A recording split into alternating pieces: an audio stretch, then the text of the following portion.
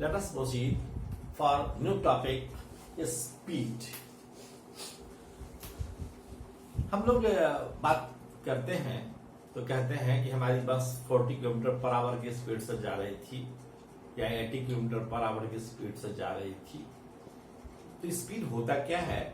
Distance covered by a body in unit time. Unit समय में कोई बॉडी जितना डिस्टेंस कवर किया उसको हम कहते हैं स्पीड, और वास्तव में यह एवरेज स्पीड होता है। एवरेज स्पीड और इंस्टैन्टेनियस स्पीड में थोड़ा अंतर समझ लें। इंस्टैन्टेनियस स्पीड बताने के पहले थोड़ा मैं कैलकुलस बताऊंगा, लेकिन कैलकुलस से पहले हम एवरेज स्पीड पढ़ाएंगे, इसलिए केवल मैं भूमिका बता रहा हूं इंस्टैन्टेनियस स्पीड का। सपोज कीजिए कि पटना से मुजफ्फरपुर का डिस्टेंस 80 किलोमीटर है और हमारी बस 2 घंटे में मुजफ्फरपुर पटना से पहुंचती है। तो टोटल डिस्टेंस कवर्ड हुआ 80 किलोमीटर और टोटल टाइम टेकन हुआ 2 आवर। तो इसका एवरेज स्पीड हो गया 80/2, that is 40 kilometre per hour. 40 kilometre per hour इसका एवरेज स्पीड है। तो एवरेज स्पीड है मतलब यह हुआ कि किसी पर्टिकुलर इंस्टेंट में यह स्पीड नहीं है, यह पूरे डिस्टेंस में हम पूरे टाइम से डिवाइड किए हैं, तब हमारा यह एवरेज स्पीड आया है। जैसे अगर हम एवरेज एज निकाल रहे हो, हमारे पास कुछ स्टूडेंट 13 वर्ष का हो, कुछ 14 वर्ष का हो, कुछ 15 वर्ष का हो, कुछ 16 वर्ष का हो, कुछ 17 वर्ष का हो, तो उनका एवरेज एज निकालना हो तो क्या करेंगे? सभी उम्र को जोड़ देंगे और जितने स्टूडेंट हैं उनसे उसकी संख्या से डिवाइड कर देंगे तो उसका एवरेज स्पीड निकल जाएगा। ठीक उसी प्रकार टोटल डिस्टेंस में टोटल टाइम टेकन से डिवाइड कर देंगे तो एवरेज स्पीड निकल जाएगा। तो दोनों में माने एवरेज स्पीड और इंस्टैन्टेनियस स्पीड में अंतर है। इंस्टेंट माने होता है क्षण। तो जब हम इंस्टैन्टेनियस स्पीड की बात करते हैं तो एक पर्टिकुलर इंस्टेंट की बात करते हैं। हम कहेंगे कि अपने जर्नी के 5 सेकंड के बाद कितना स्पीड था, अपने जर्नी के t समय पर कितना स्पीड था। तो जब एक पर्टिकुलर इंस्टेंट की बात करेंगे तब हम इंस्टैन्टेनियस स्पीड की बात करेंगे। आपका बाइक का या कार का या बस का जो स्पीडोमीटर होता है वह बताता है इंस्टैन्टेनियस स्पीड। लेकिन हम जनरली मेजर करते हैं कब? जब हमको लगता है कि यहां से रांची 300 किलोमीटर है और हम 10 घंटा में पहुंचे, तब हम मानकर चल 300 में हम डिवाइड करते हैं 10 घंटे से और मिलता है 30। हमारा एवरेज स्पीड होता है 30 किलोमीटर प्रति आवर। इसका मतलब यह नहीं है कि बस एक बार स्टार्ट हुआ 30 किलोमीटर प्रति आवर के स्पीड से और वह 30 किलोमीटर प्रति आवर के स्पीड से वह बढ़ता नहीं है न घटता है और सीधे पहुंचा दिया आपको रांची। इसका मतलब यह नहीं है कि बस खुली पटना से खुली 40 किलोमीटर प्रति घंटा की स्पीड से और इसी स्पीड से सीधे मुजफ्फरपुर में जाकर ही रुकी। यह इसका अर्थ नहीं हुआ। कहीं इसका स्पीड इंस्टैन्टेनियस स्पीड ज्यादा हो सकता है, कहीं 100 किलोमीटर पर आवर हो सकता है, कहीं 20 किलोमीटर पर आवर हो सकता है और कहीं रुका भी हो सकता है, जीरो भी वेलोसिटी स्पीड हो सकता है। तो जब भी हम एवरेज स्पीड मेजर करते हैं तो टोटल डिस्टेंस कवर्ड में टोटल टाइम टेकन से डिवाइड करते हैं। सपोज कीजिए कि यह हमारा रेफरेंस पॉइंट है ऑब्जर्वर का और किसी समय गाड़ी यहां पर थी, हमसे S1 डिस्टेंस पर थी और घड़ी में समय हम देखें यह डिस्टेंस यहां से यहां तक का डिस्टेंस मान लीजिए कि S1 था। हमने यहां घड़ी में समय देखा तो यहां सपोज कीजिए कि यहां 10 बज रहे थे, 10 AM हो रहा था और 2 घंटे के बाद यह T1 समय कहिए, यह T1 समय था। अब हम देखते हैं कि T2 समय के बाद यह पार्टिकल यहां चला आया और यहां से यहां तक का डिस्टेंस मान लीजिए S2 है। यानी रेफरेंस पॉइंट से यह S2 दूरी पर था तो total distance t2 minus t1 समय में कितना कवर किया? यह डिस्टेंस कवर किया this much distance is s2 minus s1। यह डिस्टेंस है s2 माइनस s1। और टाइम क्या है? टाइम है t2 minus t1। s2 minus s1 को ही हमने डेल्टा s लिखा, t2 माइनस t1 को हमने डेल्टा t लिखा और इसको कहे एवरेज स्पीड। तो हम एवरेज स्पीड के विषय में कुछ बात करते हैं, कुछ पॉइंट्स लिखते हैं।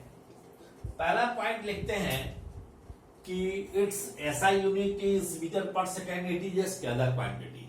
यह एक स्केलर क्वांटिटी है, इट इज ए स्केलर और इसका यूनिट है मीटर पर सेकेंड। दूसरा पॉइंट कि एवरेज ये जो स्पीड है, सपोज कीजिए कि कोई पार्टिकल किसी समय में s1 दूरी तय करता हो, t1 समय में, सपोज कीजिए कि t1 समय में s1 दूरी तय करता हो, t2 समय में s2 दूरी तय करता हो, t3 समय में s3 दूरी तय करता हो एंड सो ऑन। तब एवरेज स्पीड हमारा होगा डेल्टा v, हम लिखेंगे एवरेज स्पीड को। तो यह एवरेज स्पीड क्या होगा? Total distance covered, this is s1 plus s2 plus s3 plus so on, divided by total time taken, this is t1 plus t2 plus t3 plus so on. इसको हम कहेंगे average speed. तो average speed हुआ। अब जरा सोचिए एक minute के लिए कि कोई पार्टिकल यहां से यहां आया, ए से बी पर आया और ए से बी तक आने में इसने दूरी तय किया s, और फिर यह बी से ए पर लौट गया। सपोज कीजिए कि यहां से यहां तक आया v1 स्पीड से और वापस लौटा v2 स्पीड से, और तब आपको एवरेज स्पीड निकालना होगा। तो इसका एवरेज स्पीड क्या होगा? इसका एवरेज स्पीड होगा, टोटल डिस्टेंस में टोटल टाइम से डिवाइड करेंगे, v एवरेज बराबर होगा टोटल डिस्टेंस क्या है, s दूरी तक गया, s दूरी तक लौटा, डिवाइडेड बाय टाइम क्या हो गया? टाइम बराबर है डिस्टेंस बाय स्पीड। तो लिखेंगे s बाई v1 और फिर लौटा तो टाइम लगा t2, this is s by v2। तो यह हो गया 2s divided by s common ले लीजिएगा, v1 और v2 का एलसीएम लीजिएगा, यह हो गया v2 प्लस v1। s से s कैंसिल हो जाएगा तो यह हो जाएगा 2v1 v2 divided by v1 plus v2। इस पॉइंट सब को हम सिलसिलेवार लिख देते हैं।